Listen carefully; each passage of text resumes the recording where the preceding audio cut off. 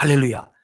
2장 다 읽어야 되는데요. 아까 유다 진기에 속한 쪽만 읽었어요. 거기가 마지막에 어떻게 해요? 9절에 1대라 이렇게 돼 있죠. 그 다음에 2대, 3대, 4대 이렇게 나누어질 것이고 마지막 합이 얼마다? 60만 3,550명이었더라. 할렐루야. 그게 무슨 인구냐 하면은 출애굽해 왔던 사람들 가운데에서 20세 이상 되는 남자, 군인으로 나가서 싸울 수 있는 남자 파악했더니 60만 3,550명이었더라. 제가 요걸 보면 생각나는 게 있어요. 도미니카 공화국에 가가지고 현지인들 있잖아요. 목사님들, 현지 목사님들 몇 분 모아놓고 성경 공부를 한 적이 있었어요. 그래서 제가 출애굽에 대한 이야기를 쫙 하다가 출애굽 인원이 몇 명쯤 된지 아십니까? 그랬더니 목사님들끼리 회의가 됐어. 막 회의를 하는 거야. 자기들끼리 회의를 하는 거야. 성경에 나온 이야기를 하는 게 아니고 5천 명? 5천 명? 5천 명 너무 많지 않아? 4천 명? 뭐 이러면서 자기들끼리 회의를 하더니 나중에 어떤 목사님이 교인이 한 1,000명쯤 되는 큰 교회 목사님이에요. 베드로라고 하는 목사님이 그냥 6만 명 이러더라고. 6만 명 이러더라고요. 자기가 와, 믿음이 크게 다른 사람은 5천 명, 막 6천 명 이러는 자기 6만 명 이렇게 이야기했어요. 아 그랬어요? 그래서 제가 민수기 2장 32절 말씀을 읽어보십시오. 해가지고 다 읽었어요. 60만 3,550명이다. 그러니까 거기 있는 목사님들이 다 놀래가지고 우와! 그래서 저는 이 숫자만 보면 그분들이 생각이 나요. 목사님들도 현지 목사님들이 성경에 대한 지식이 별로 없어. 그래서 말씀 공부가 필요하더라고요. 여러분 민수기는 무슨 말씀이라 그랬죠? 우리 신앙생활에 크게 두 가지를 했죠. 하나는 구원받아야 돼요. 하나는 구원받은 사람은 어떻게 해요? 구원받은 자의 삶을 살아야 돼요. 그래서 구원받아야 된다는 것은 칭의, 구원받은 자의 삶은 뭐라고? 성화 이거예요. 그런데 이 민수기는 성화의 삶을 어떻게 살아가느냐, 예수 믿고 구원받은 사람이 어떻게 살아가야 되느냐, 우리가 살아가는 이 인생 자체가 광야 같은 인생을 살아가는데 어떻게 살아가야 되느냐 하는 중요한 지침이 어디에 있다? 민수기에 있다. 민수기를 통하여서 지난 주일에 제가 1장 말씀하면서 서론같이 이야기를 했는데 세 가지를 기억해라 그렇게 이야기했어요. 첫 번째 뭔 이야기했어요? 광야를 살아가는 백성들은 뭐 하라고? 뭐라고? 아 들리는데 조금 전에 들렸는데 뭐라고 자신이 없어졌어요. 믿음의 말을 하라. 광야 백성들이 중요한 것은 믿음의 말을 해야 돼요. 불평, 원망, 부정적인 것, 남 탓하는 것, 그것 때문에 광야 백성들이 다 가나안 땅을 못 가게 되잖아요. 믿음의 말을 해야 된다. 두 번째로 뭐였어요? 광야에 있는 많은 사람들 60만 3,550명 인원이 됐는데요. 60만 3,548명은 광야에서 다 죽고 2명만 가나안 땅에 들어갔잖아요. 그 2명이 누구예요? 요수아와 갈렙, 그 사람만 갔잖아요. 그죠? 그러니까 하나님께서 이스라엘 백성들을 전체적으로 6월절 어린 양의 피로 인하여서 다 구원받고 홍해도 건너게 하시고 이렇게 해줬는데도 불구하고 엄청난 구원을 주셨는데도 하나님이 약속하신 축복을 못 받았어요. 불행이지. 여러분 구원만 받으면 되는 게 아니에요. 구원받은 백성은 반드시 하나님의 약속의 복을 상속받아야 되는 거예요. 그 다음에 세 번째는 뭐였어요? 인구조사를 쫙 했는데 그 인구조사의 기준이 뭐여서 20세 이상으로 군인 나갈 수 있는 사람 그랬잖아요. 그죠? 군인 나갈 수 있는 사람. 그래서 60만 3,550명인데 그것을 어떻게 했습니까? 딱 군대처럼 부대처럼 편성을 했다는 거예요. 그것을 보고 하나님께서는 단순히 우리가 구원만 받으면 되는 것이 아니고 그리스도 예수의 군사가 되어야 되는 거구나. 군사가 돼야 돼요. 여러분 하나님 나라를 세워가는 사람들은 우리가 어떻게 해요? 그리스도 예수의 좋은 군사가 되어야 될 줄로 믿습니다. 자, 민수기 내용은요, 우리가 보면은 1장에 나올 때 그렇게 나와요. 출애굽 2년 2월 1일에 하나님께서 모세에게 인구조사를 하라 그래요. 그리고 나서 이 광야를 딱 떠나는 건 언제 떠나느냐?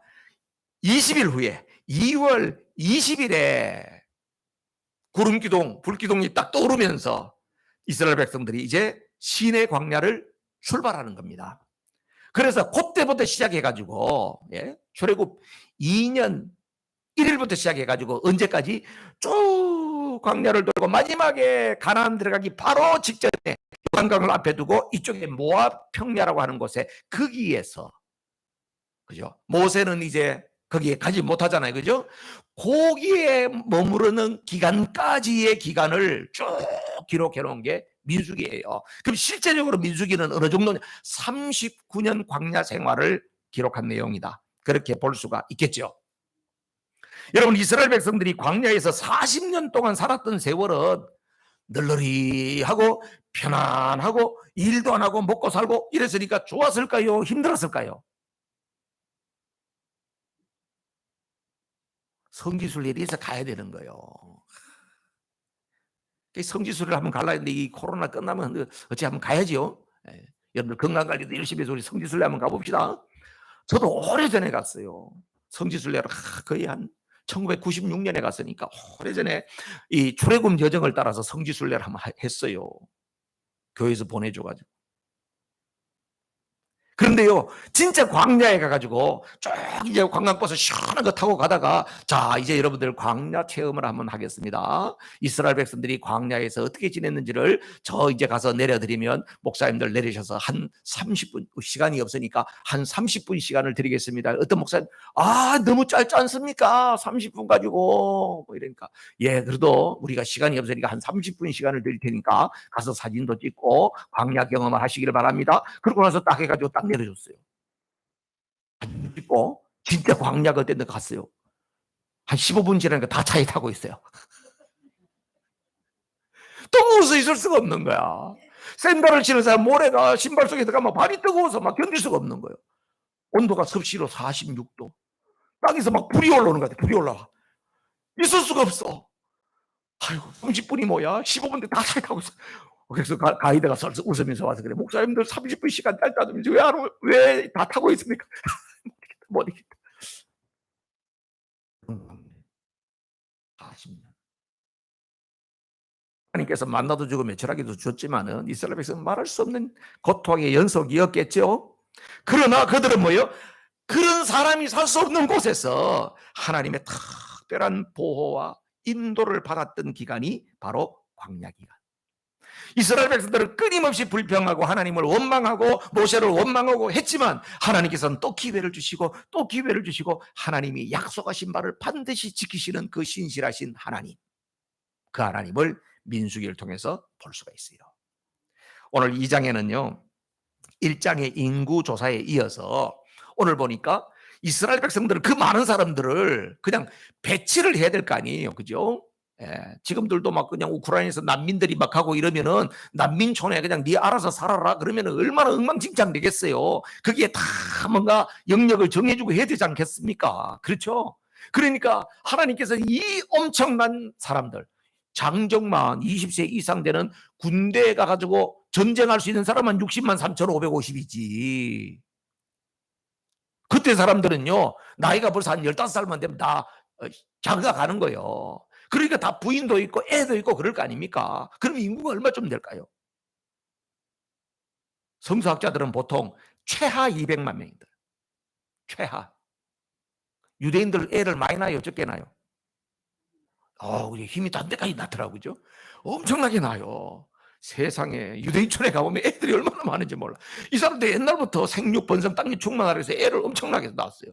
그래서 제가 볼 때는 200만이 아니라 300만, 400만도 됐을 거라고 생각해요. 엄청 많은 인구가 그 광야에서 지내려면 뭔가가 이게 영역이 나눠져야 될 거 아니에요. 하나님께서 그래서 이스라엘 백성들을 딱 나누시는데 너무나도 대단하세요. 짐 배치했는 그 PPT 한번 이게 해놓으실래요? 주보에도 제가 실어놨어요, 여러분들. 주보에도 보시면 이스라엘의 지인 배치도 이렇게 해놨죠. 거기에 보시면은 자 어떻게 했어요? 방위표가 저 위에 있어요. 여러분들은 집 살 때 어떤 집을 삽니까? 주로 한국 사람들은 응? 코너 집을 사십니까? 또 어떤 집을 샀어요? 응? 아 남향. 우리나라 사람들 남향 햇빛이 잘 들고 뭐 남향 좋아한다 그래요. 그래요. 그런데 유대인들은요 어디를 중요시 여기냐면 동쪽을 중요시 여겨요. 성막의 문이 어디 쪽으로 있냐면 동쪽으로 있어요. 그래서 동쪽에 보면 누가 있나요? 방위표가 저 위에 있죠. 동쪽에 누가 있어요? 유다, 이사갈, 스불론 지파가 있죠. 그죠? 거기를 일진이라 그래. 일진. 그 다음에 그 밑에 보면은 루벤, 시몬, 갓이 있죠. 그걸 이진이라 그래. 그 다음에 그 서쪽으로 보면 에브라임, 므낫세, 베냐민 있죠.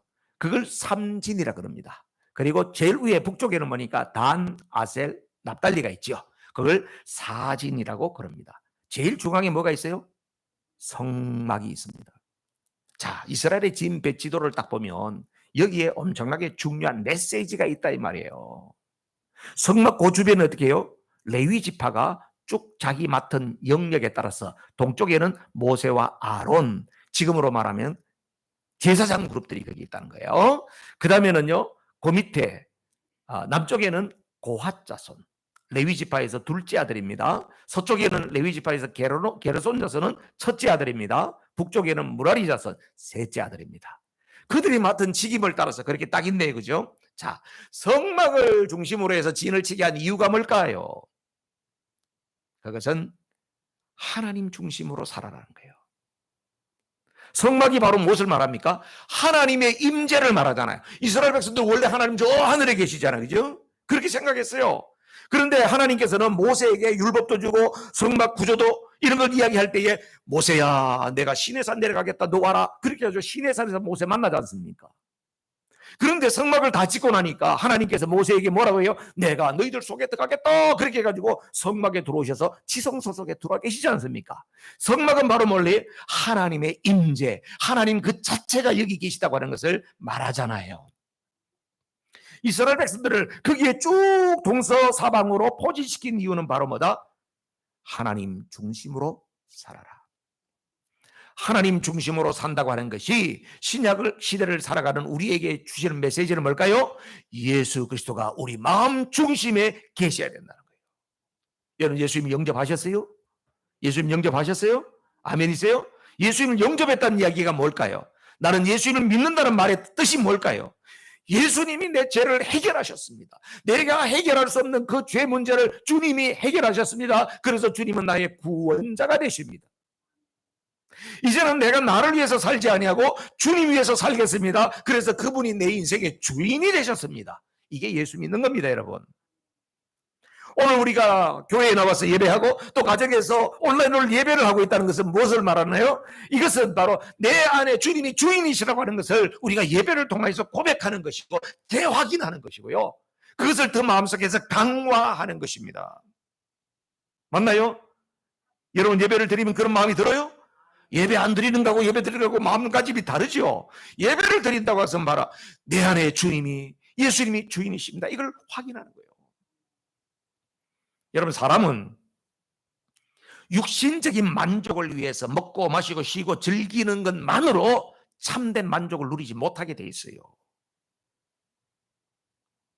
우리 집에 동물 2마리 있는 거 아시죠? 우리 수마라 가족은 다 알지.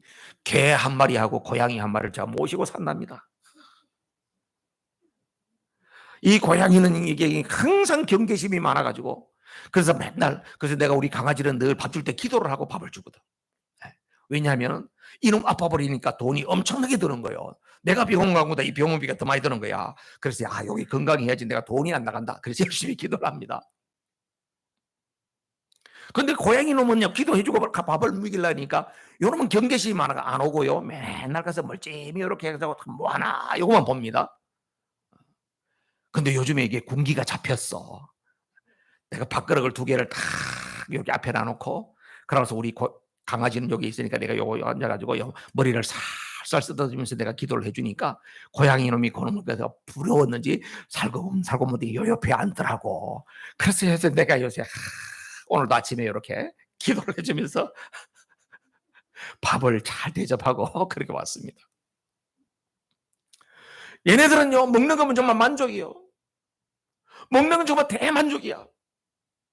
먹는 거 먹어야 되는데 시간이 되는데 안 주신다 그러면 와가지고 제 바지를 자꾸 끌어당겨 이놈이. 뭐 잊어버린 거 없냐고 자꾸 이렇게 끌어당겨.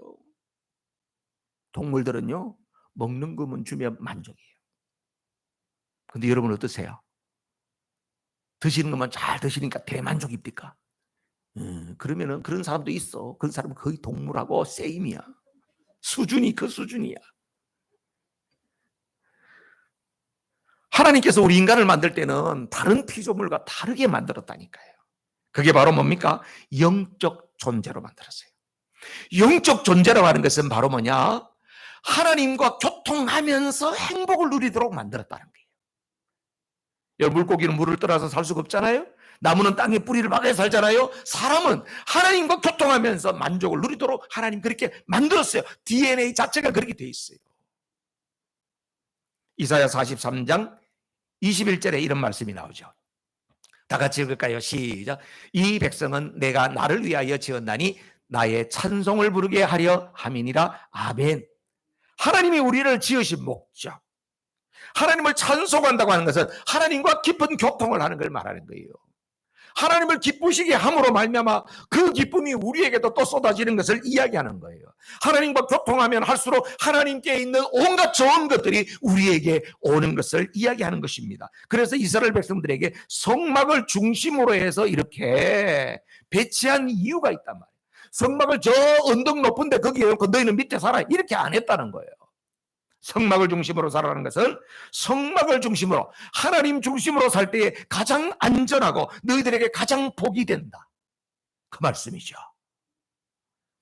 또한 여러분, 성막을 중심으로 이스라엘 백성들이 진치고 있는 이 장면은 장차 우리가 주님과 함께 영원토록 살아야 할 마지막에 천국의 모습이 똑같은 모습이에요. 여러분, 요한계시록 가실 때 4장에 보면 천상의 모습이 나왔습니다. 장차 누리게 될 천국의 모습이었는데요, 거기에 하나님의 보좌가 중심에 있었고 네 생물들이 그 앞에 있었고 그 둘레에 24장로가 둘러서 있었고 그 뒤에는 흰옷 입은 많은 천군 천사들이 둘러서 있어서 보좌를 중심으로 하여서 거룩하다 거룩하다 하나님 앞에 찬양을 하는 거예요. 구원하심이 보좌에 앉으신 하나님과 어린 양께 있도다. 그냥 찬양을 하는 그 장면이 상상이 되시죠, 여러분? 요한계시록 할 때 보셨지 않습니까? 그죠? 천상에서 누리게 되는 그런 삶의 모습이 어디에 있다? 구약 성경에 이스라엘 백성들이 성막을 중심으로 포진하고 있는 그 속에 미리 다 예고하고 있는 것이라는 거예요. 그래서 이 땅에서도 우리가 살아갈 때 주님 중심으로, 성막 중심으로 그렇게 살아가는 사람이 장차 천상에서 그 영광을 누리게 될 것입니다. 두 번째로는 성막 중심으로 산다고 하는 것에서는 하나님의 말씀을 중심에서 살아라, 그런 의미가 있습니다. 성막에 있어서 제일 중요한 부분이 어디예요? 성막. 물론 거기 세 부분이 있죠. 뜰이 있고 성소가 있고 지성소가 있어요. 그죠? 어디가 제일 중요하다고 생각해요? 지성소가 제일 중요하지. 하나님이 임재해 계시는 곳이니까. 하나님이 임재하시는 자리, 그 밑에 뭐가 있어요? 언약궤가 있단 말이에요. 여러분, 언약궤에 세 가지 중요한 그 물건이 들어있지요. 뭡니까? 첫 번째로는 만나 항아리, 두 번째로는 아론의 쌍난 지팡이, 세 번째로는 십계명 돌위. 오케이. 그게 다 의미가 있는 거예요. 여러분, 이것이 바로 언약궤 스피릿이라고 하는 겁니다. 우리가 이 세상을 살아가는 동안에 언약궤 스피릿으로 살아가야 돼요. 만나 항아리라고 하는 것은 바로 무엇을 말하냐면 공급자가 누구시다? 하나님이시다. 하나님이 공급해 주신다는 거예요. 아, 목사님, 내가 뭐 일주일 내내 돈 벌어서 하는데요. 내가 본 것 같지만 아니요. 여러분, 어디 몸에 조그만 이상이 생겨도 돈 벌든 거 뭐 하든 거 다 아무것도 할 수 없어. 그래요? 맞죠? 그리고 이렇게 모든 여건을 허락해 주시는 이가 하나님이세요. 농사가 아무리 농부가 열심히 부지런히 농사를 짓는다 할지라도 비가 와야 될 때 비가 와야 되고 햇빛이 내리쬐야 될 때 햇빛이 내리쬐지 않으면 그 농사는 망치는 거예요. 이 원리를 아셔야 된단 말이에요. 공급자는 누구다? 하나님이시다. 그래서 여러분이 수고하고 소득이 있고 이럴 때마다 늘 하나님 감사합니다. 일할 수 있는 건강을 주셔서 감사하고 평소보다 매출이 줄어도 그래도 오늘 내가 여기 와서 일할 수 있는 곳이 있어서 너무 감사하고 감사합니다. 감사합니다. 공급자는 하나님이십니다. 이게 중요한 거예요. 그럼 두 번째로는 아론의 장난 지팡이잖아요. 이것은 바로 뭡니까? 영적 질서가 있다 이런 거예요. 이스라엘 백성들이 모세와 아론의 지도들에게 대해서 불만을 가졌잖아요. 왜 너만 지도자냐 이거야. 너 우리 동네에서 어릴 때 똑같이 그냥 구슬치기하고 놀았는데 왜 니만 잘났냐 이랬잖아요. 그러니까 하나님께서 어떻게 해요? 하나님께서 각 지파의 대표들에게 지팡이 하나씩 다 갖고 와라. 그렇게 해가지고요. 거기에서 하룻밤 사이에 하나님이 누구에게 지도력을 줬는가 분명히 딱 이야기하시잖아요. 그러면서 하나님께서 세우신 질서에 순종해. 그게 복이야. 돌비는 뭡니까? 하나님께서 우리가 살아야 할 삶의 기준 원칙을 쫙 적어주셨잖아요. 십계명이라고 하는 것이 하나님께는 어떻게 해야 되고 사람들 관계는 어떻게 해야 된다. 이게 가장 중요한 기본기예요. 원칙이잖아요. 여러분 언약궤 속에는 바로 이런 하나님의 중요한 말씀, 하나님의 스피릿이 그게 들어있다 이 말이에요. 그래서 어떻게 살아라고? 하나님 말씀 따라 살아야 된다는 거예요. 여호수아 3장 3절 말씀 보세요. 3장 3절 다 같이 시작. 백성에게 명하여 가로되 너희는 레위 사람 제사장들이 너희 하나님 여호와의 언약궤 매는 것을 보거든 너희 곳을 떠나 그 뒤를 쫓아라. 아멘. 언약궤 속에 하나님의 그 약속의 말씀 스피릿이 거기 들어있잖아요. 그것이 움직이면 딴 거 하다가도 다 간두고 그 말씀을 쫓아가라. 말씀을 쫓아가라. 여러분 언약궤 속에 담겨있는 그 말씀을 쫓아가게 되면 가는 길이 험하고 힘들고 강을 만나고 여러 가지 위기가 있다 할지라도 그 말씀 쫓아가면 하나님께서 궁극적으로 약속하셨던 젖과 꿀이 흐르는 가나안 땅에 간다는 거예요. 하나님의 축복의 땅에 가게 된다는 거예요. 여러분 말씀 따라 사는 사람이 보면요, 때로는 보면요, 뭐 교회 열심히 봉사하고 뭐 말씀 따라 뭐 자기 혼자 기도도 많이 하고 한다 그러더니 뭐 되는 것도 없더라. 그렇게 말하는 사람이 있어요. 그렇게 폄하하는 사람도 있어요. 그러면 말씀 따라 안 사는 니는 그렇게 되는 게 있더나? 나는 그렇게 물어보고 싶어.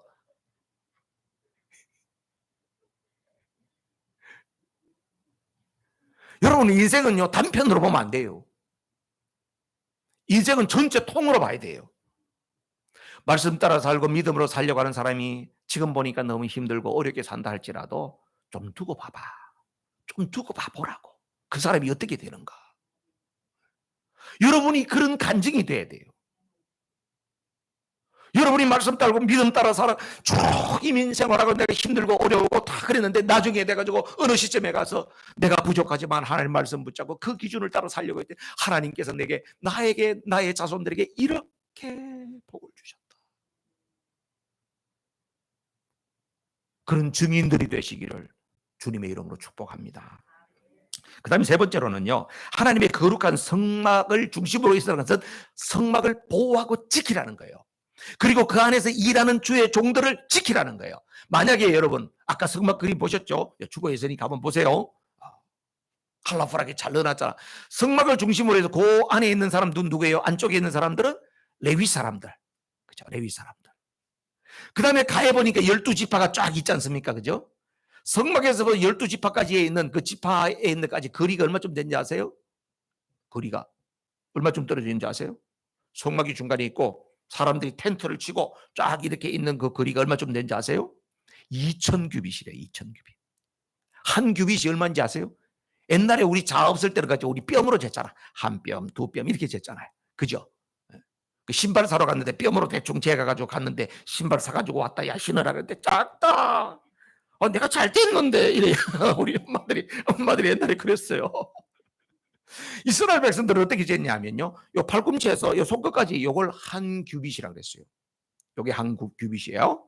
그게 2000개란 말이에요. 2000규빗. 그럼 요게 얼마쯤 될까? 한 45cm 정도 되는 거예요. 그러면 2000규빗이면 얼마쯤 되냐? 미터로 계산하면 근 900m 돼요. 900m. 한 1km, 900m, 1km 정도 떨어져 있는 거예요. 성막이 중심에 있고요. 그리고 지파들이 한 1km 떨어져 가지고 거기에 쭉 텐트를 천막을 치고 세 지파씩 있었다는 거죠. 자, 그러면 왜 적들이 쳐들어와가지고, 야, 이스라엘 나라 사람들은 저 하나님이 중심이라는데 저 성막을 때려 부셔야지 우리가 이긴다 그러고 와서 성막을 향하여 공격해 올라 그러면 어떻게 해요? 이 진을 뚫고 들어와야지 되는 거 아니에요. 그렇죠. 자, 이스라엘의 저 지도자가 모세라는 사람인데 모세를 없애버려야 된다. 레짐 체인지를 해야 된다. 이러면서 적들이 막 쳐들어와도 결국은 이렇게 모세를 죽이려고 그러면 어떻게 돼요? 이 진을 뚫고 들어와야 되는 거 아니에요. 그러니까 진이 가해 있는 것은 뭐냐? 성막을 보호하고 주의 종들을 주님을 위해서 일하는 자들을 보호해라. 그런 메시지가 있는 거예요. 자, 그런데요, 하나님이 하시는 일은 참 놀라워요. 이스라엘 백성들이 생각할 때에 자기들이 딱 해가지고 하나님 우리가 지켜드리죠 그러면서 딱 둘러싼 것 같았는데 실제는 하나님이 그들을 지키고 있는 거예요. 이해가 됐어요? 이게 이해가 돼야 되거든. 겉으로 볼 때는 이스라엘 백성들이 성막을 둘러싸고 있어서 이스라엘 지파 진들이 다 성막을 보호하고 하나님을 보호하는 것 같은데 실제 그 내면은 아니요. 하나님의 말씀을 따라서 할 때에 하나님께서 그들을 지키신단 말이에요. 오늘 이것이 우리에게 어떤 말씀이냐 하면은 성도들이 믿음 생활하면서 교회를 지키고 교회를 세우려고 하고 주의 종들에게 선대하고 이렇게 하면 여러분들이 착한 일 좋은 일을 해줄 알지만 하나님께서 여러분에게 복을 주신다는 거예요. 근데 불행하게도 오늘날 많은 사람들은 다 자기 중심이요, 너무 이기적이요, 신앙생활도 다 이기적이야. 교회 실컷 있다가도 자기한테 도움 안 된다 그러면 얼른 또 가버려. 갈 때 그냥 가나 아무 소식도 없어 가버려. 아무 소식도 없이 가는 사람은 그래도 고마워. 또 가면서 어떻게 가? 꼭 목사를 씹고 가. 그 목사가 그냥 나한테 이렇게 기분 나빠서 나 그 교회 이제 안 간다. 그러고 나서 가버려. 세상에. 여러분 그렇게 하면 하나님으로부터 복을 못 받아요. 오늘 성막을 중심으로 해서 하나님께서 하신 배치한 여기에 어마어마한 비밀이 있다는 거예요. 여러분 이스라엘 백성들이 2000년 동안 나라 없이 떠돌았잖아요. 그죠? 1948년 5월 15일에 기적적으로 2000년 동안 나라가 없던 나라가 생긴 거예요. 얼마나 기적입니까? 그래서 이스라엘 백성들이 세계 각국의 떠돌이처럼 유랑민처럼 그렇게 살던 사람들이 아프리카에 있고 뭐 유럽에 있고 뭐 미국에 있고 이런 사람들이 시온으로 하면서 자기 나라 지금 이스라엘로 막 돌아오는 거예요. 지금 세계에 흩어져 있는 이스라엘 백성들이 한 800만인가 되고요. 지금 거기 돌아온 사람들이 한 800만 된대요. 흩어졌던 사람들이 그 이후로 돌아온 거예요. 그러면서 다 모여가지고 이야기를 해보니까 야, 세계 곳곳에 다 흩어져 있던 사람들이 똑같은 공통점이 있는 거예요. 다 안식일을 지켰어. 아프리카에 있던 유대인도 안식일을 지키고 아시아에 있던 유대인도 안식일을 지켰고 유럽에 어디 붙어있던 그런 사람들도 지켰고 다 안식일을 지켰던 거야. 그래서 자기들이 너무나도 신통한 거야. 그래가지고 이렇게 이야기를 했다니까요. 잘하겠다니까. 우리는 안식일을 지켜가지고 민족의 정체성을 잃어버리지 않고 우리는 그렇게 했어. 이렇게 했단 말이에요. 그런데요, 이 사람들이 나중에 깨닫게 됐어요. 아, 그게 아니었구나. 안식일이 우리를 지켰구나. 이해가 되시죠? 안식일이. 우리는 부족했지만 그렇게 하는 모습을 하나님이 귀히 보시고 하나님이 우리를 지키셨구나 하는 것이죠. 여러분, 내 중심의 구조에서 하나님 중심으로 사고의 전환이 일어나고 내 중심, 내 이기적인 마음에서 하나님 중심으로 나를 내려놓고 하나님 나라를 세울 그 마음을 가질 때에 하나님께서 인생의 놀라운 복을 허락하신다. 속에 있다 이거예요. 그 다음에 그 진군할 때에 이제 진이 계속 머무를 때는 조 형태로 있었어요. 자리에 머무를 때는 조 형태. 자, 그 다음 PPT 보세요. 자, 그러면 움직일 때는 저런 형태로 움직였어요. 제일 앞에 누가 가요? 법궤가 갑니다. 그죠? 그 앞에는 모세와 아론이 제일 앞에 법궤와 같이 갑니다. 그 다음에 일진, 유다진이 갑니다. 그 다음에 그 사이에 누가 갑니까? 성막의 게르손과 무라리가 맡은 거 가지고 갑니다. 그러면 이진, 루벤 자손에 속한 이진이 가고요. 그 다음에는 고핫 자손이 성물을 어깨에 메고 가는 사람들이 갑니다. 그리고 3진, 에브라임진, 4진, 단진 이렇게 간 거죠. 여러분, 이렇게 움직일 때에 어떻게 움직여야 된다?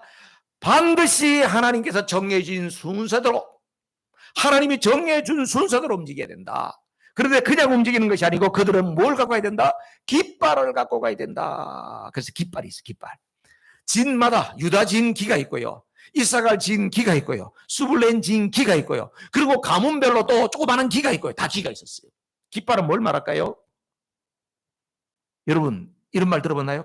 여호와 니시, 이런 거 봤어요? 여호와 니시 들어봤죠? 그 여호와 깃발이라는 뜻이에요. 깃발은 뭘 상징하느냐? 승리를 상징해요. 여호와 니시의 깃발을 들면 승리하는 거예요. 예수님이 우리에게 구원을 주시고 우리에게 영원한 천국을 주시기 위해서 예수님이 승리의 깃발을 높이 드신 거예요. 예수님께서 우리의 깃발이 되시는 겁니다. 그래서 예수님 믿는 모든 사람에게는 승리가 보장되는 줄로 믿습니다. 그런데 여러분, 자세히 보면요, 저걸 갖다가 하나님이 어떻게 뽑았지? 제비 뽑았나? 그게 아니에요. 유다, 이사갈, 스불론, 르우벤, 시몬, 이 사람들은 누구? 엄마가 다 똑같아. 엄마가 누굴 같아요? 레아야, 레아. 레아의 배에서 태어난 자식들을 그렇게 쪼록 똑같이 넣었어요. 그 다음에 거기에 보면 레아가 난 아들 레위가 있는데, 레위는 그죠? 거기에 지파에 들어가지, 지파는 12지파에 안 들어가잖아요. 하나님 성직을 맡아야 되니까. 그래서 레위 지파가 딱 빠지는 대신에 누가 들어갔냐면 갓 지파가 들어갔어. 갓 지파는 누군지 아세요? 레아의 몸종이었던 실바가 낳은 첫째 아들이 갓이에요. 그래가지고 그 몸종의 첫째 아들을 갖다가 거기에 레아의 소생 쪽에 딱 넣어준 거야. 그래서 르우벤, 시몬, 갓이 된 거예요. 자, 그럼 삼진 보세요. 삼진 보면은 저기 에브라임과 므낫세는 누구예요? 요셉의 두 아들이죠. 요셉의 두 아들. 그죠? 요셉의 두 아들인데 야곱의 12아들에게 다 분깃을 줘서 12지파가 돼야 되는데 거기에 레위가 빠져버리니까 11지파밖에 안 되잖아요. 그런데 요셉에게는 하나님께서 장자권의 복을 줘가지고 요셉의 두 아들이 한 지파를 갖게 되는 거야. 그래서 요셉 대신에 그 두 아들 에브라임과 므낫세가 들어갈 거예요. 원래 실제적으로 태어나기는 므낫세가 장남이고 에브라임이 차남인데, 여러분 창세기 48장에 보면 야곱이 축복하는 거 보시죠. 팔을 이렇게 해가지고 축복하는 장면 생각나시나요? 그래서 요셉이 봤을 때는 아버지 이렇게 해가지고 요 오른손에 요 장남 므낫세입니다, 여기가 둘째입니다. 나도 안다. 그런데 하나님께서 차자를 더 크게 쓰신다 이러면서 팔을 이렇게 차게 해버리잖아요. 아버지가 눈이 멀었는데도. 그래서 에브라임이 저 앞에 선봉에 서는 겁니다. 에브라임, 므낫세죠. 그 다음에 누구 있어요? 베냐민, 12번째 아들인데, 자, 그쪽에는 엄마가 누구예요? 라헬이야, 라헬. 그렇구나. 저 삼진은 라헬의 소생들이구나. 그 다음에 마지막에 사진, 단, 아셀, 납달리는 바로 그 몸종들, 실바, 빌하에게서 태어난 몸종들의 소생들로 진이 만들어졌다. 여러분, 이 속에 또 중요한 원리가 있어요. 하나님께서 하시는 일은 바로 뭐냐면은 지금 군대잖아. 그죠? 여호와의 군대로 나가잖아요. 군대로 나가는데 중요한 것은 뭐냐면 군대가 나가가지고 맨날 가자가 싸우고 오합지졸로 그러면 되겠어요? 안 되겠어요? 그러면 아무것도 안 되는 거예요. 그러니까 어떻게 해요? 서로 공통점이 있는 사람들끼리 묶어가지고 이 안에서 철저한 연합이 이루어지도록 하더라는 거예요. 군대는 바로 갈등이 없어야 돼요. 편가르면 안 돼요. 군대는 서로 연합돼야 돼요. 그래서 공통점끼리 묶었다고 하는 것을 알 수가 있겠지요. 여러분, 오늘날 교회도요, 하나님의 나라를 세워가려면 어떻게 되냐면 연합이 이루어져야 되거든. 연합이. 근데 목사님, 우리는 어떻게 연합할까요? 우리는 이미 나가보면 한국에서 자란 데도 다 다르고 출신도 다 다르고 학력도 다 다르고 나이도 다 다르고 배경도 다 다른데 우리는 어떻게 연합해야 될까? 우리에게 공통점 뭐예요? 예수 그리스도의 보혈로 우리는 한 형제 자매가 된 거요. 할렐루야. 그렇죠. 그러니까 우리는 예수님의 보혈이 우리 속에 들어옴으로 말미암아 우리 모두가 영적으로 한 패밀리가 된 거예요. 그래서 마지막 때에 교회가 교회의 사명을 감당해야 되는데, 교회가 만물을 새롭게 하는 일에 쓰임받기 위해서는 우리가 연합해야 되는 거구나. 연합해야만 하나님 나라를 세울 수 있구나. 그 다음에 두 번째로는, 저기 가만히 보니까 질서를 하나님이 만들었죠, 그죠? 여러분, 질서를 지켜야 돼요. 질서를.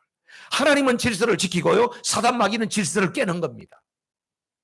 하나님께서는 천지 창조를 할 때도 보면요, 첫째 날, 둘째 날, 셋째 날 하면서 다 거기에 보면요, 너무너무 질서 있게 창조하셨어요. 그런데 사탄 마귀는 어떻게 와요? 하와에게 와서 살살 꼬면서, 너 하나님처럼 될 수 있다. 넌 눈이 밝아져가지고 너도 하나님하고 세임된다. 뭡니까? 하나님이 만들어 놓은 질서를 뒤엎는 거예요. 질서를 지켜야 돼요. 여러분, 저기도 보면 이스라엘 백성들이 행진할 때도 가만히 보세요. 저기에 보면 중간에 성막, 성물 이렇게 돼 있잖아요. 그죠? 제일 앞에 법궤는 하나님이 거기에 계시니까, 임재니까 하나님이 앞서서 간다. 그런 의미에서 법궤가 제일 앞에 빠져나가지요. 그 다음에 중간에 보면 성막에 보면 게르손이 맡은 게 뭐냐? 게르손. 게르손은요, 성막을 만들면 천으로 된 게 많잖아. 칸 막아놓은 거, 지붕 막 해놓은 거, 그죠? 그 다음에 울타리 천으로 쳐놓은 거, 줄 땡겨놓은 거, 이런 거 있잖아요. 그 게르손이 다 챙기는 사람이에요. 그럼 무라리는 뭐 하는 사람이냐? 무라리는 목재로 된 거, 널빤대기, 나무 기둥, 이런 거 챙기는 사람이에요. 여러분 보세요. 어디 옮겨가다가 하나님이 이제 여기 멈춰라 그러면은 게르손과 무라리가 먼저 가가지고, 그죠? 틀을 잡고 나무 기둥 받고, 그리고 나서 천으로 다 막고, 그렇게 해가지고 성막 형태를 갖춰놓고, 그러고 나면 뒤에서 계속 오던 사람 중에 저 뒤에 고아시 성물을 메고 오는 사람이잖아요. 번제단, 물두멍, 떡상이 다 메고 오는 사람이잖아. 쪼벅쪼벅 메고 와가지고, 형님, 동생 다 만들어놨구나. 그러고 나서 거기에 착착착 갖다 놓으면 되잖아. 그렇죠? 만약에 고아시, 이거 내가 먼저 가야지, 이게 중요한 건데, 그러고 나서 저 앞에 가보세요. 그럼 어떻게 하겠어? 가가지고 이거 메고 그냥 어깨가 빠지라고 기다리고 있어야 되겠지. 만들어질 때까지. 그럼 하나님께서는 너무나도 세밀하세요. 세밀하세요. 질서를 만들었다는 거예요. 여러분, 오늘도 하나님께서 우리 교회 안에 이런 질서를 만들어 가세요. 교회는요, 이 영적인 공동체인데요, 질서가 있어야 돼요. 고린도전서 14장 33절에 이런 말씀이 있습니다. 다 같이 시작. 하나님은 어지러움의 하나님이 아니요 오직 화평의 하나님이시니라. 아멘. 하나님은 혼란하고 복잡하게 하는 게 아니에요. 하나님 화평케 해요. 40절 말씀 보세요. 시작. 모든 것을 적당하게 하고 질서대로 해라. 고린도 교회가 막 혼란했잖아요. 그 사도 바울이 이야기하는 거예요. 하나님께서는 다 질서대로 하게 한 거야. 하나님의 백성은 혼란을 만들면 안 돼. 혼란하던 것도 바른 질서를 잡아낼 수 있는 그런 사람이 되어야 되겠지요. 그게 하나님 나라가 세워집니다. 하나님께서는 우리에게 믿음의 분량을 따라서 각자 직분도 줬고요, 사명도 주셨고요, 은사도 주셨고, 모든 걸 주셨어요. 그런데 그 모든 것이 잘 아우러져서 뭐 하라고? 하나님의 교회를 건강하게 세워가지고 하나님 나라를 세우는 일에 내가 쓰임받아라. 질서대로 쓰임받으라는 거예요. 그래서 그 질서대로 그 자리에 있으면 복이 되는 거예요. 아름다운 질서를 만들어내는 저와 여러분 모두가 되기를 주님의 이름으로 축복합니다. 이스라엘 광야 생활하면서 그 질서에 못마땅한 사람이 있었죠. 고라자손이라고. 들어보셨나요? 모세와 아론의 사촌이에요. 야, 우리 어릴 때 다 같이 딱지치기 같이 하고 구슬치기 또 다 같이 했는데, 너희는 앞에서 대장 노릇하고 우리는 맨날 같이 이 무거운 거나 막 메고 댕기고, 세상도 너무나도 불공평하다. 누구는 인삼 뿌리 먹고 누구는 배추 뿌리 먹냐? 누구는 넥타이 메고 누구는 새끼다이 메냐? 이러면서 따진 거예요. 그러니까 그 질서가 싫다는 거죠. 하나님께서 어떻게 했어요? 고라자손에게 일리가 있다 그랬습니까? 고라자손에게 무서운 저주를 합니다. 삼중 심판.